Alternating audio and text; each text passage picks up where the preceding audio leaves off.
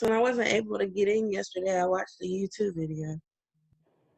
Oh, good. You were able to find the YouTube video. Yes.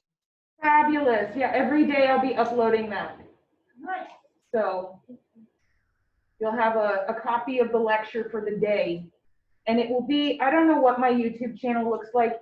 There should be playlists. There's a playlist of videos for radiology, a playlist of videos for the Sterling's anatomy class that I taught. And you guys have your own playlist. And I think it's called Anatomy Royals 2020. So that's where you'll find all of your videos. So yesterday we were talking about how to make your brain attend, how to get the puppy to pay attention. We talked a little bit about how to get stuff past the curtain. Things like changing up the environment, making sure that your brain's not focusing on more than one thing at a time because it cannot do it. Making sure that any changes you make are then changed again in a short period of time, because once your brain gets comfortable with it, it's going to just ignore the changes and it's not going to attend anymore. Finding an appropriate place to study, and then doing it in an active way. So those are all the things that we talked about yesterday. Today we're going to start talking about the encoding process. That was a nice summary. Thank you. Is any of this going to be on our exam? Nope. All of this information that I'm giving you right now is just for your benefit to get you started off. This is an intensely, insanely, I can tell you till I'm blue in the face or purple in the face. This is an accelerated program. We'll be going through a tremendous amount of information. You probably already have a basic general idea just how much info you go through every day. Giving you the tools in the beginning to set you up for success, that's what I'm doing right now. So ultimately, the test of this material will be how effectively were you able to use it. If you're not getting anything out of this lecture, well, too bad, so sad, just sit there, it's gonna be over soon. Sorry, nothing I can do. This is something that I established several cohorts ago, and we found it to be quite helpful. So no, none of this will be tested. All right, so after we have had our brain attend, we are now going to interpret that information. When we are doing a deep encoding, what deep encoding really means is converting it into long-term memory. This is going to require work. This is where you're going to do your reflections. You're going to do your analogies. Speaking of analogies, does anyone remember what the word for rupture was? Bam. It's only stupid if it doesn't work. Right? Your brain not only doesn't like to be bored, your brain's a little bit lazy. Damn a cheeky monkey. He doesn't want to do stuff that's hard to do. And that's why he convinces you that these passive, mindlessly reading, mindlessly flipping flashcards is going to be just fine. He doesn't want to work. We got to force him to work. Just mindlessly reading or mindlessly doing flashcards or even mindlessly typing out your notes, this does not help to encode that information. We're not cutting a pathway through the Amazon jungle of your brain. That's not doing anything. We need to active encode this information. And even worse, your brain doesn't want to work. Now he's gotten bored. And what he's going to do is give you what we call a false sense of familiarity. We've all experienced it. I gave you the example on, I think, yesterday. You have studied your little heart out for a test, hours and hours. And your brain tells you you're ready. You got this, no worries, you're an expert. False sense of familiarity. Because then when you come into the test, you realize you don't know anything. Even after, I can't tell you how many students I get into my office in tears, but Miss Huff, I don't understand why I didn't get a good grade on that test. I studied for that test for hours. I believe you. It's not one of those things where I'm like, really? But did you? Did you really? No, I know you did. I believe you 100%. You were focused on it. Your brain wasn't. And so we have to work as a team with our brain and get him to work with us, not against us. Because the minute that he gives you this sense of false sense of familiarity, and he tricks you once, you suddenly don't trust him anymore. And then the next time he tells you he got this, you don't believe him. And that's going to increase the anxiety level. And because now you don't know. Now you don't know, am I really prepared for this test, or do I just think I'm prepared for this test? The anxiety starts to breed stress hormones, specifically cortisol. Cortisol has a physiological effect on your body. It affects your organ function, your digestive system, your large and small intestines. It affects your brain, and it even affects your ability to convert stuff into long-term memories. The increase of this cortisol over a long period of time is in fact what we call PTSD, because your body is in a heightened hormonal stress state. This is not just a, oh my God, I'm so stressed out. This is a physiological change in your body, measurable by science. Stress is measurable.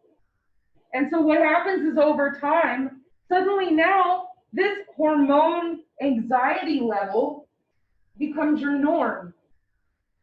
And that's a big problem.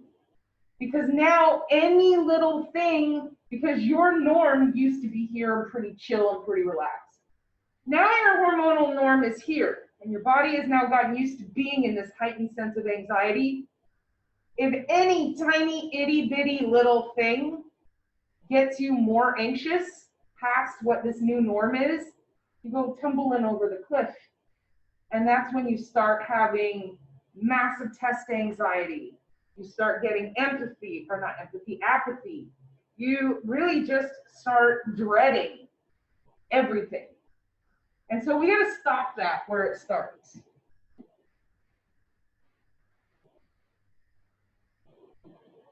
So this false sense of familiarity, this is where your brain considers the information to be old news, right? It's one of those things, just like driving here today. Name 5 cars. Color, make, model. I asked you that yesterday. You should have anticipated I'd ask you again today. No, didn't get through the curtain. Because your brain is determined it's not stuff it's got to put into any kind of memory. The frames on your glasses, you don't see them until I say something right now. Looking at the bridge of your nose, the mask, not something you saw until I mentioned it right now. Because it's all old news. And so what we need to do is we need to make sure that it's all new news.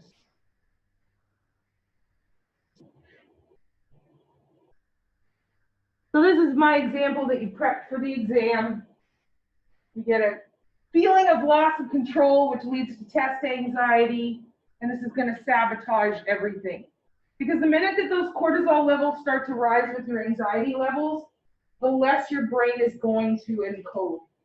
The cortisol actually affects your ability to think and process information. If anybody has some sort of, and I'm not going to ask because it's none of my business, but I think everybody has at least a small amount of an anxiety, especially right now. Especially right now. I don't know about you guys, I'll be honest, I have massive anxiety right now. Not diagnosed, it's not like I'm medicated or anything. Probably should be. But right now, I am terrified. Guys, I am just to have a little moment of vulnerability. We're in this together. Both of my sisters are teachers. All 3 of us. I have 2 sisters who are younger than me. All 3 of us are in education. I at the collegiate level, my youngest sister's at the high school level, and my middle sister, the one just younger than me, is at the elementary level. They're going to be opening up the schools in the fall. Do you really think they're going to be social distancing? No.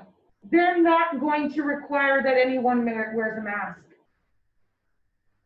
But if they said that they are making a parent vote, if they want to keep It is classroom or sit in right. I actually talked to my sister Tina about that last night. However, most parents use school as a babysitting club. How many parents with the ability, they've had their kids now at home for 6 months? How many of them are really going to go, nah, that's okay, I'll keep them at home? No, they're all going to send them to school. The other problem is my youngest sister lives with my parents, who are both immunocompromised. My father, my dad, the man I measure everyone else up to, had a total aortic valve replacement 5 years ago. My mother has lupus. Oh no. So yeah, you're darn right. I'm feeling the anxiety. I'm terrified because if they get this COVID, it will kill them. They will not survive it, 100%. So I've got these elevated cortisol levels, and suddenly now I have anxiety coming back to school. I have anxiety getting my Moodle together, and it's ramping. And this is where you saw it this morning. I have trouble focusing. I have trouble. My brain is just like, pew, pew, pew, pew, pew. That's stress. Do you really think I could sit down and focus on something to study right now? This is a physical manifestation of what this stress can do to you.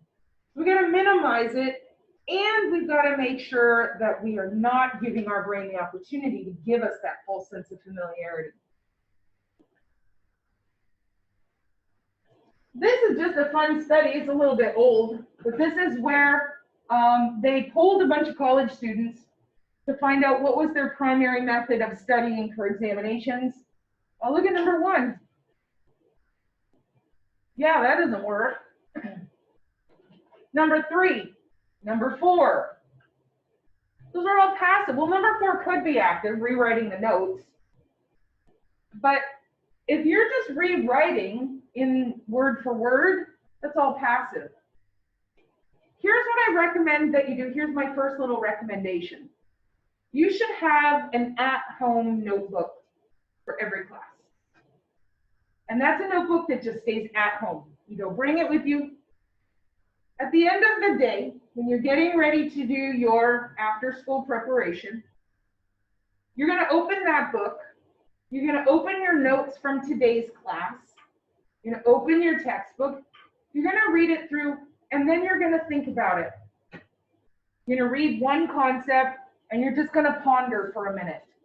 And in your at-home notebook, you're going to write just 1 or 2 words that jump out, that make you kind of relate to this information. You're going to draw a picture. I want you to use pencil crayons. I want you to use colors, markers. I want you to really get that brain engaged on multiple levels. And that's how you're going to help yourself, just like Rexis. So then when you're sitting for the test, you'll see that key word that you associated. You will immediately go back and remember your at-home notebook where you drew a cute little picture, where you drew, something in color. That will help you retrieve that information. That's creating those additional pathways to that location. All right, we've all seen a penny. Probably seen thousands of them in our lifetime. I find it kind of funny that America still uses pennies. Canada does not. Canada phased out the penny about 10 years ago. They do a rounding system now. Kind of fun. Anyway, we've seen thousands of pennies. So my question to you is, this is proving your false sense of familiarity. If I had asked you before this slide, I said, hey, has anyone seen a penny? Well, no, duh. Feel pretty confident about what a penny looks like? Yup. All right, which way is Lincoln facing? As you've seen thousands.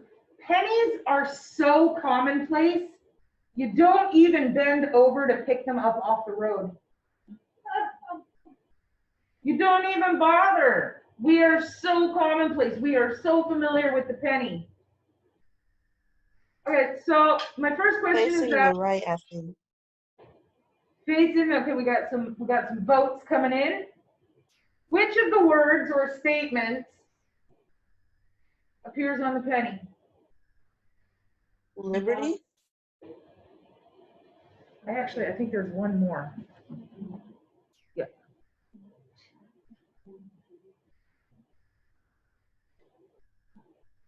I don't have my chat up, so you guys will just have to unmute yourself in TV land. Bless you, Bex. I saw you sneeze. I think it's Liberty. Okay. Could there be more than one? I think It's all of them besides one penny. You're going to vote for all of them besides one penny?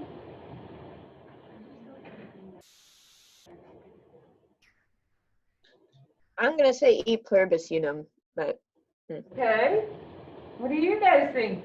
Considering you guys are in here in the live audience. I think in God we trust. Okay, you think in God we trust?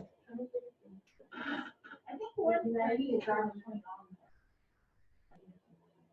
usually it says 1 cent, not 1 penny, but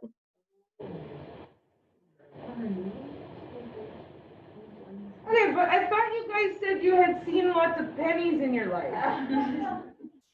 So commonplace that if I threw one on the ground, you'd just leave it there. This is just common. This is just stuff that you see on it every day. This is going to show you just how powerful your brain can trick you into thinking you know something. All right. Are you going to show us a penny now? I am. Oh, my God. And Zoe, I was right.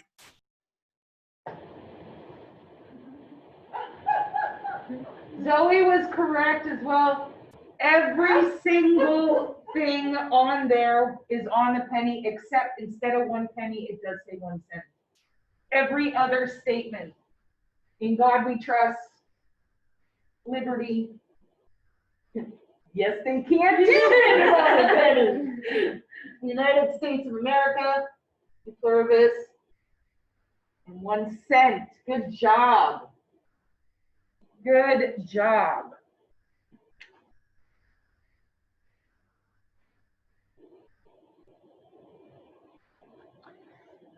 So now we're going to discuss something called interleaving.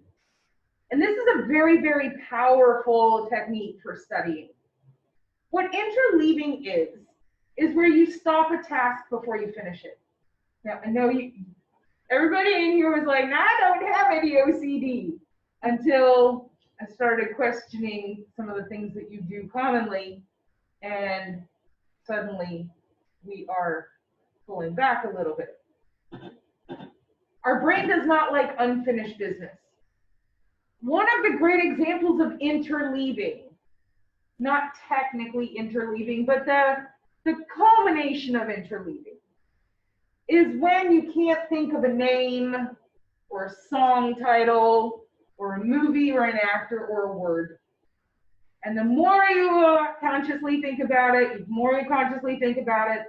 the further away it goes. And you just stop. Just stop. Well, what's your brain doing? Working on it quietly in the background until maybe minutes, hours, not maybe even days. Oh my God, there have been times when it was days. I just blurted out. I just random word in the middle of a sentence. Oh my God, it feels like you've scratched an itch on your brain. It feels so good when you think of it. This is the end point of interleaving. So when you are doing your study technique, when you've got your notebook, you're coloring your picture, you're doing your words, your keywords, I'm going to give you a specific amount of time that you should be doing this. And when that timer goes off, I don't care if you are in the middle of a sentence, if you are in the middle of a letter, the middle of a word. The minute that timer, you close your book. Unfinished. You're not finished drawing or coloring that picture? Too bad, so sad. Put the pencil away, you're done. You haven't finished writing that word? Do what? I said, that's going to be very difficult. I don't like to leave things unfinished. It's going to bother me. Yeah, I know. That's the point. Kind of my whole point. Because your brain doesn't like things that are unfinished. So what is your brain going to be doing in the background this whole time? Thinking about it, encoding, actively creating a pathway. So I know it's going to be hard. You're going to be so tempted to finish that word.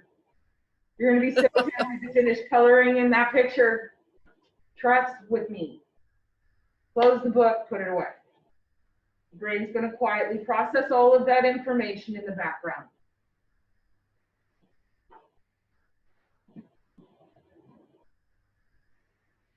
So we do have a couple of different types of encoding.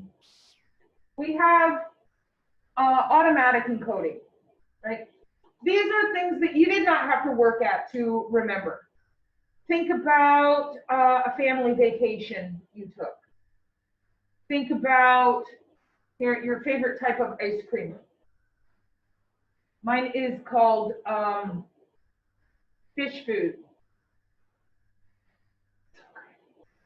Oh my God, right? Ben and Jerry's. Ben and Jerry's fish food, there's no better ice cream on the planet. It's insane. It's amazing. But I didn't really have to work at retrieving that information. I just knew it.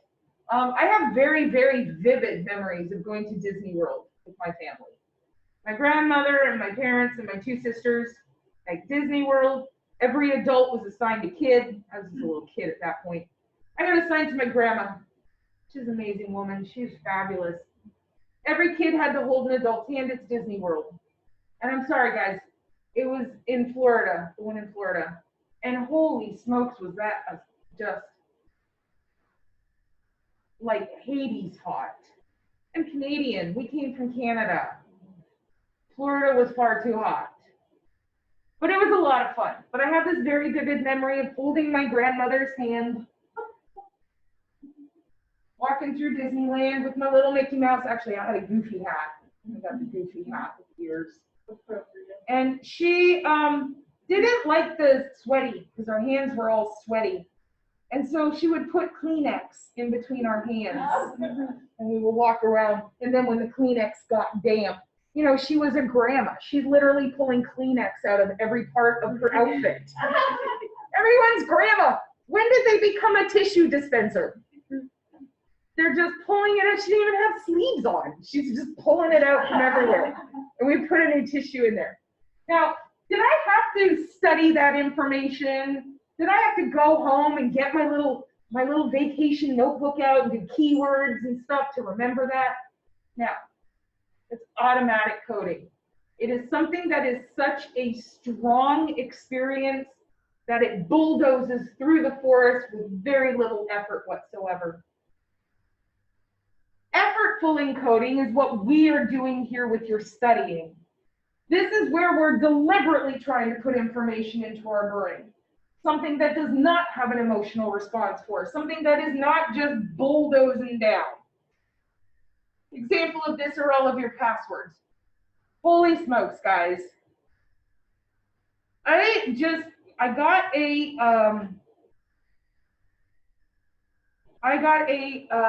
password.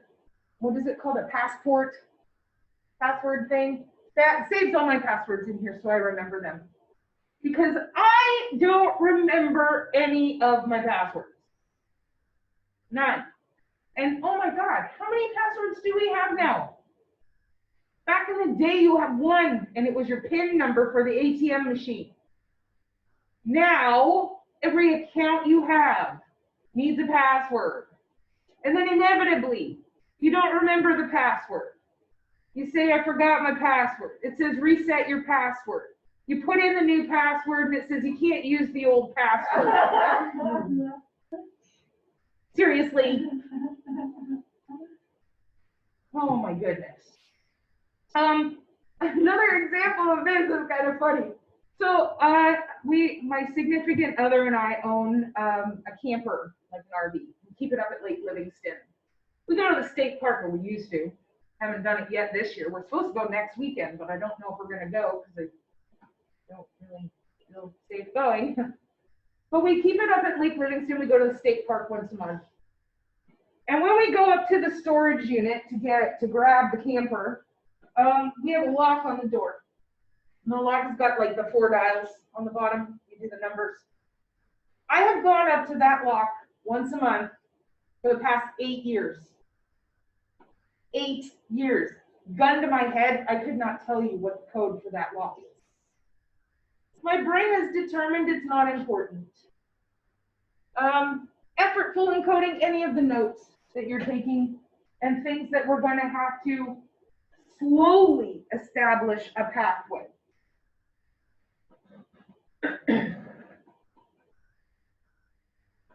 So this is a fun fact. So this automatic and effortful encoding. Here's the other thing that can happen to your brain. Brain is so fascinating. I just sit and think about the brain. I just sit and think about it's just wondrous and mysterious. Over time, you have this very vivid memory. Over time, your brain can actually alter that memory and turn it into a new reality. I find that very fascinating. That your past reality may not, in fact, be what you remember it to have been. Here's a funny story. Because it's Thursday, and guess what? It's my class. I can do what I want. So, my baby sister, she's 7 years younger than me, and my middle sister is 2 years younger than me. So my middle sister and I are very, very close. And then the youngest sister just would want to tag along. So in Canada, we're living outside of Toronto. Tina and I are playing, doing something, I don't even know what. Here comes Trish. And so Tina and I were going to get her on our shoulders. I don't know what we were doing. I have no idea. We get her on our shoulders. She's probably 4 years old. And she flipped off backwards and broke her collarbone. Oh. So she gets up screaming, and Tina and I know, oh my God, we're in so much trouble. We just broke the baby. And so we're like, it's okay, it's okay. We told you not to climb that tree. We told you not to climb the tree. Mom told you not to climb that tree. We said you were going to fall out of the tree, and we continuously told her that we had said don't climb the tree. She'd fallen out of a tree. Oh God, poor kid. That memory, here's a really, and I'm telling you this because this is a very fascinating case to me. Even though the trauma had just happened, and it was pretty dramatic trauma. I mean, it wasn't poking out or anything. It was a non-displaced fracture. So, I mean, eventually, with her arms down, she was fine. It was when she put her arms up to put her pajamas on that she screamed. So, with us interrupting the bulldozing of that Amazon forest of that memory, we actually altered the memory. It wasn't until probably 25 years later, when we're here living in Houston, they live here with my parents. We're all sitting around the table because we have family dinners all the time. My family's very, very close. And we happen to be talking, I don't even know how we got on the topic. And she starts talking about the time that she fell out of the tree and broke her collarbone. And Tina and I kind of looked at each other and had this little smirk, and we were like, well, we don't live with them, so we can't really get into any trouble. So we told her, you did not fall out of a tree. We told you fell out of a tree. You flew off our shoulders. And she could not believe it. Her brain had not only gleaned on to this tree, her brain had in fact invented vivid details. She remembered getting halfway up the tree. She remembered the branch breaking and trying to hang on to the branch above her and then falling to the ground. She had a vivid memory of that. Wow. That's just how malleable your brain is and how it can trick you. and why these tips are so important to try and minimize that trickery. So we can make pretty unreliable witnesses to. Yeah, well, that's why eyewitness accounts are very rarely taken into any kind of consideration. One person sees a blue car, one person swears it's black. One person swears it was green. There was a show, I'll have to try and find the clip, where they show a video clip and they said to the viewer, we would like you to count the number of bicycles in this clip. And your brain was so focused on finding the bicycles, you didn't notice the guy in the big chicken suit. You didn't notice the mascot running around in the background. You didn't notice like all of these other super strange, really bizarre things. It's amazing how our brains work.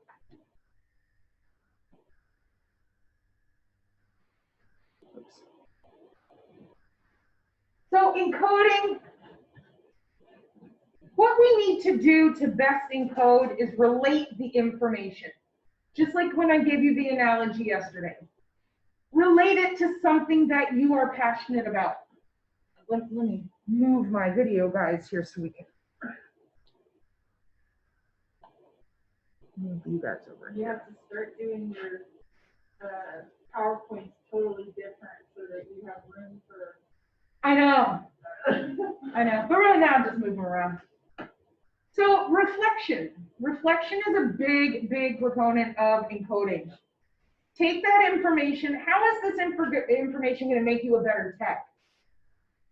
Apply it to your personal life.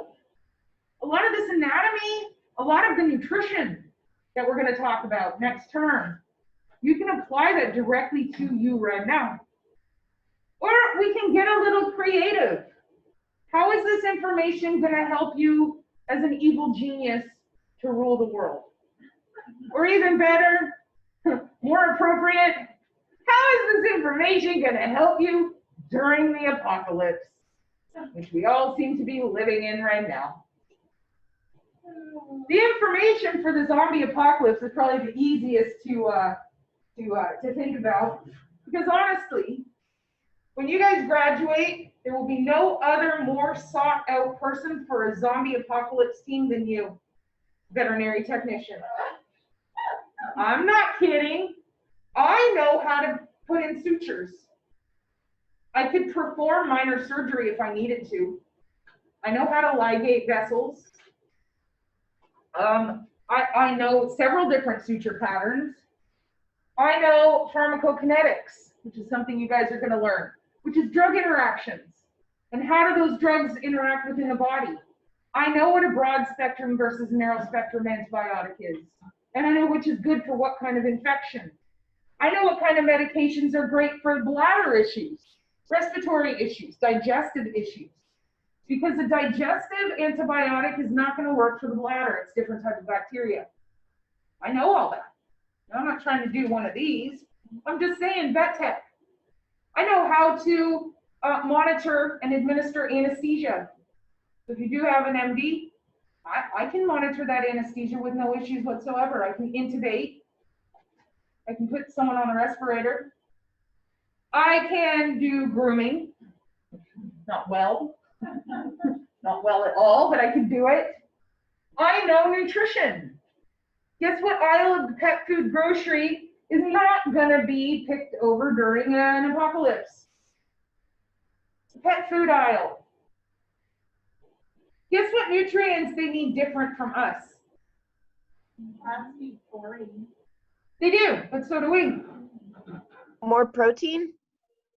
Yeah, so cats need more protein, but my ultimate thing is they need amino acids. They need protein, carbs, and fats.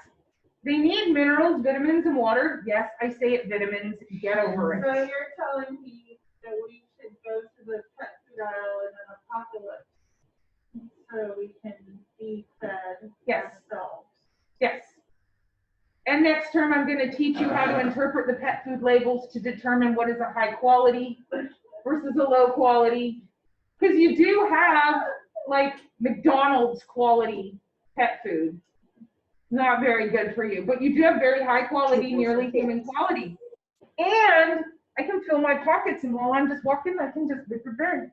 eat your little kibble. I'm gonna even show you which ones taste best. Some of them are really not bad at all. Well, it's got, okay, so seriously, guys, I'm not sitting at home with a popcorn bowl of dog food, you know, now and down. But if I'm gonna be completely open and honest, I never feed my dogs anything that I'm not willing to try myself. I'm not saying a whole bowl, but if I decide to change a brand, or if I decide to change the formula, I'll eat one of the kibbles. There's no point in me feeding my dog something I'm not willing to try myself. And then there was this one time in nutrition class where I did a taste test. And I brought in Beneful beef stew. Probably seen that at the grocery, the Beneful. And I brought in Del Monte beef stew. And I put them in unmarked Tupperwares. And I brought in deviled ham and a cat food, canned cat food. And we did a taste test with crackers. Okay, you guys want to know something really, really interesting? Okay, the cat food, that one was easy. No, hard no. The dog food, they preferred the Beneful. Overwhelmingly preferred the Beneful. I had to ask them to stop eating it because I had another class. I had to go to the store and buy more. They ate the whole thing. I am not kidding. 100%. They said if you warmed this up, it would be just like having my mother's stew. It has barley. It has all of these ingredients, and they actually preferred the meat in the Beneful to the meat in the Del Monte. Oh my God. I'm just saying. That'd be a great commercial for the Beneful company. Oh, absolutely. They did. They loved it. They thought it was amazing. Seriously, I'm like, guys, stop eating the dog food. And then we all one time brought in a couple of kibbles of the dog food that we feed our own dogs.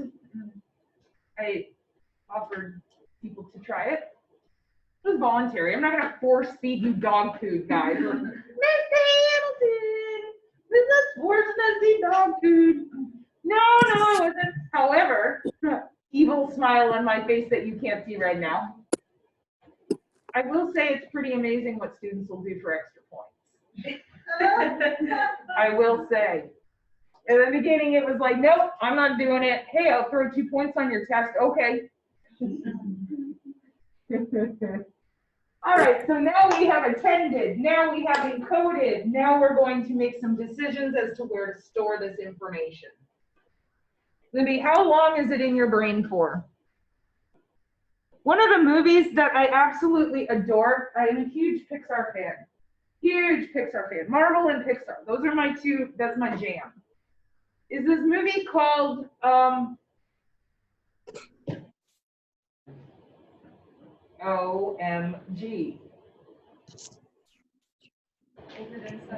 I was like, Get out of my head. I was thinking it was that one too. Yeah, Inside Out, where they have the long-term storage, and there's the two little guys, and they're like, do we need to know all of the names of the presidents? Nope. Chunk. I have this, I'm an insanely visual person. I am intensely visual. And I have this vision of those little guys in my brain. You know, every single time I put that code in the lock and the ball comes down, they're like, nope. Burp. They don't even let it go to the library. They just automatically chunk it. In our long-term memory, this is occurring and making decisions on where to put the storage in an area of your brain called the hippocampus.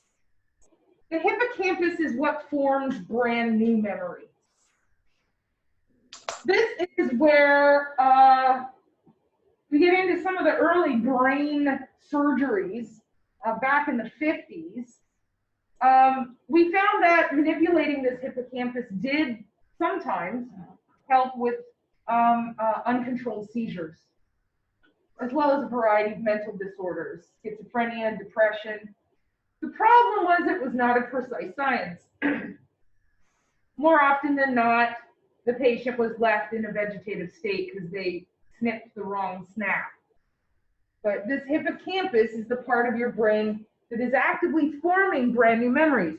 And it was the hippocampus that we affected in my sister because her stress level, she had a massive spurt of cortisol when she traumatized her collarbone. That physically acted upon the hippocampus and made it very easy for us to manipulate that memory.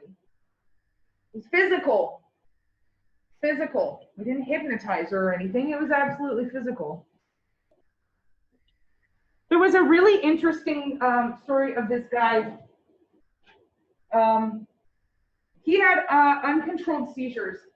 He was having, I'm not talking like one or two, like 30 to 50 seizures a day. Grand mal seizures. And basically what they found is if they removed this part of the brain, your brain is in two hemispheres. So you do have a right and a left side. And you have this thing called the corpus callosum. It's like a little bridge. It's a very small attachment, little bridge, and it includes the hippocampus. And what they did was they severed the bridge. They went in and cut and separated the two halves of the brain. And what they did see is his seizures did, in fact, diminish. But the problem was, because in cutting this corpus callosum, they damaged the hippocampus. He was unable to form any new memories.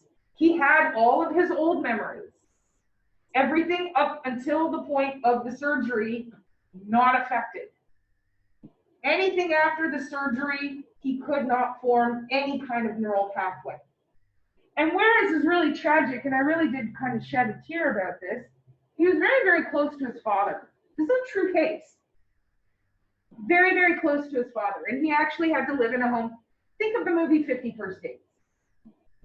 Remember the 3-second Tim guy? Well, not quite 3 seconds, but that's kind of what we're talking about. No new memories are formed. Problem was is that he lived in this assisted living home, and his dad died. And they came in and they told him, and he was absolutely broken. It broke him. He just collapsed to the floor, wailing like an animal. But here's the problem, is every single time his family came to visit him, he says, where's Dad? I haven't seen Dad. They had to tell him, and it was as if he was learning it for the first time every time. And that broke my heart. Oh my God, what torture would that be? If you had to tell me that somebody very close to me had passed away, and then had to tell me for the very first time for the rest of my life. Holy smokes, very, very powerful.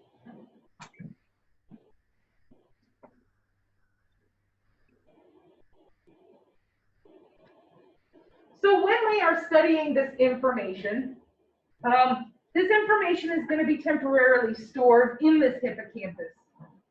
Basically what happens is we get what's called a working memory. This is one where, you read the set, you read your notes, and 10 minutes later, someone quizzes you. You're able to recall that information. That's not encoded. That is from your temporary working area. This temporary working part of the hippocampus is going to help to encode and store this information while you are sleeping. Sleep is so important. I know I'm like a broken record on this, but too many of us are sleep deprived. We've got too much to do during the day. Your brain is too active at night. It just won't quiet down. You just can't get to sleep. You wake up tired. You go through the day, and you start all over again. Getting an appropriate amount of sleep is imperative for appropriate memory.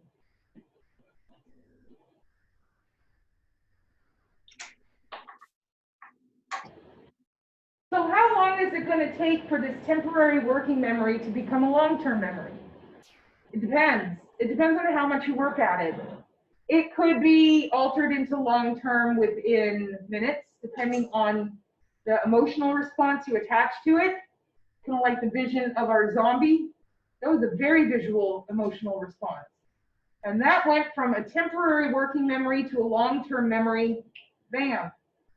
But some of these memories can take years to encode, years to learn.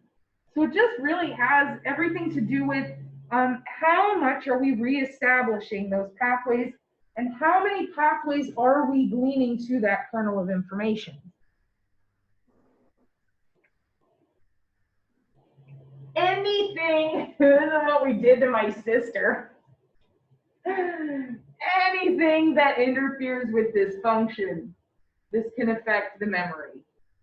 And then, as I said, stress hormones have an inhibitory effect. Cortisol is a naturally occurring steroid. And basically what its function is, I find anatomy really fascinating. So when you are stressed, when you have anxiety, you develop these little guys called free radicals. And free radicals go in and do cellular damage. And the more cellular damage they do, the more damage is going to be done. Thankfully for the free radicals, we have these little guys called antioxidants that go in and help. But cortisol is your body's reaction. It helps take down inflammation. It's supposed to have a calming effect. It's also supposed to make your body start producing your feel-good hormones, like dopamine. The problem is that when you have this huge spurt of cortisol and then it never goes down, suddenly all of the things it's supposed to do, it does not do anymore. It just stays elevated, and it is going to have an effect. And so that's what PTSD is. When you have our poor military coming back, and they have been in a heightened sense of anxiety, beyond what any of us can imagine, for extended periods of time, they can't turn it off because it has altered their anatomy. So when they come back and they're constantly worried someone's coming up behind them, they're constantly terrified of fireworks, the brain automatically goes back to a horrific memory that is very powerful and stimulated by this sound. They're living with this, and there is no cure because it has altered them physically. They are now physically altered from what they were before.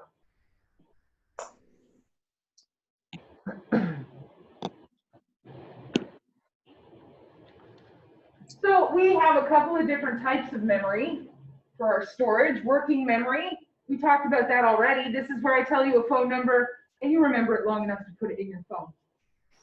We have our long-term memory. It can be for days, years, months, whatever. Family members. I'm pretty sure you don't have to think too hard if I ask you what the first name of your mother is. Did you really have to stress and strain to get that piece of information? No. We have declarative memory. This is a conscious memory of facts and events. Now, declarative, what did you have for dinner last night? Did you really have to go home and study? Did you have to come in this morning and actively try and remember? No. What did you, who had dinner last night? What did you have? Meatballs. You had meatballs? That sounds awesome. Meatballs and rice. Now, did you have to spend a lot of effort thinking and remembering that? No. No. Who else had dinner? Rice and corn. Oh my gosh.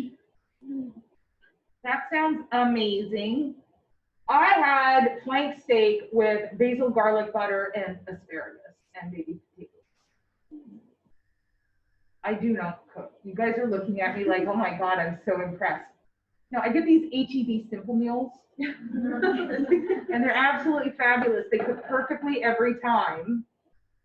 Perfect. The asparagus is perfect every time. And you just take the thing off and you put it in the oven for 30 minutes and bam, you have like a gourmet dinner. For cheaper than it would be to buy the ingredients. So yeah, it sounded very impressive, but no, it's not. I'm not going to take the credit for that. All right, so we're going to come back and we're going to continue on and finish this up on tomorrow because time flies when we are having fun. Let me get in here. Let's see, just before You guys take off.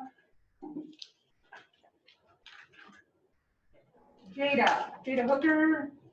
Yes. Right after class, if you wouldn't mind, I need you to go down and see Miss Monica or Miss Caroline in financial aid. They've got something they need to ask you. Perfect. All right, comments, questions, concerns. Let me do the stop share. When do we get our parking stickers? Your parking stickers? Yeah, so I just remember waiting. Yesterday I went to Access and said they're waiting for the light pass to get. Yeah, we're collecting those, so we'll get those for you. In the meantime, just keep parking out here. Until we tell you not to. Just keep parking out here. You at TV Land too. Just keep parking out here until we tell you not to. All right, so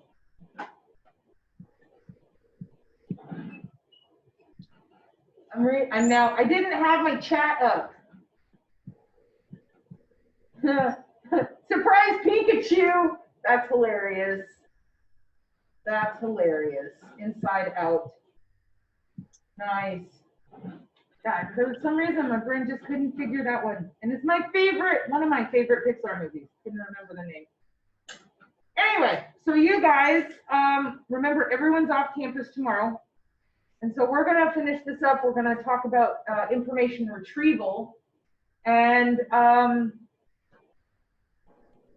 from there.